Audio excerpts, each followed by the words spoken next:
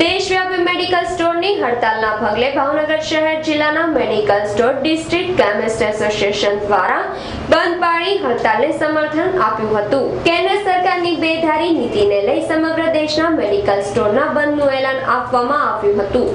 દેશવ્યાપી chemist association દ્વારા અપાયેલા મેડિકલ સ્ટોર બંધના એલાનને લઈ ભાવનગર ડિસ્ટ્રિક્ટ કેમિસ્ટ એસોસિએશને પણ શહેર જિલ્લાના તમામ મેડિકલ સ્ટોર બંધ રાખી હડતાલને સમર્થન આપ્યું હતું।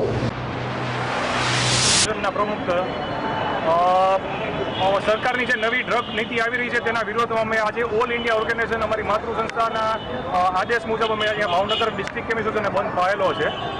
ભાવ નીતિમાં અમારા માર્જિન ઘટાડવાની વાત છે। આજની મોંઘવારીમાં વધારવાની બદલે ઘટાડો કરાવે છે, એના વિરોધમાં અમે આજે બંધ રાખેલો છે।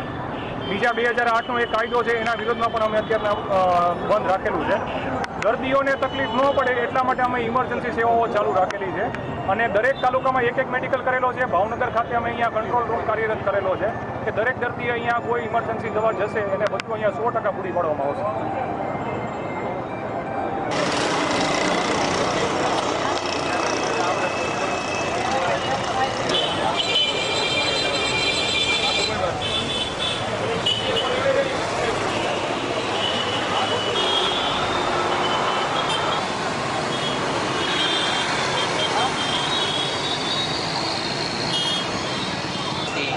વિનંતી કરી છે કે દવામાં પણ જેમ એફડીઆઈ અને રિટેલરનો જે સામાન્ય દુકાનદારો અને મલ્ટી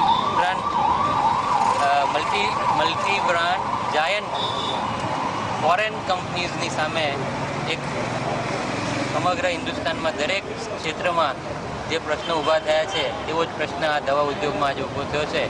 તો સરકારશ્રીને ઇન્ડિયન મેડિકલ એસોસિએશન ભાવનગર વતી અમે હાર્દિક અપીલ કરીએ છીએ કે કેમિસ્ટ એસોસિએશનની માંગણીને પણ ધ્યાનમાં રાખી એમનું હિત ન ગવાય, તે જ રીતે સામાન્ય પ્રજાને પણ જીવન જરૂરી અને કિંમતી દવાઓ વ્યાજબી ભાવે મળી રહે તેવી વ્યવસ્થા સુચારુ રૂપે ગોઠવાય અને આમની વ્યાજબી માંગણીઓનો ત્વરિત અને સત્વરે નિકાલ આવે એવી અમે સરકારશ્રીને હાર્દિક અપીલ કરીએ છીએ અને કેમિસ્ટ એસોસિએશનના મિત્રોને આ તકે નૈતિક મનોબળ પૂરું પાડીએ છીએ કે તેઓની વ્યાજબી માંગણીઓ ઝડપથી અને જરૂરથી સંતોષાય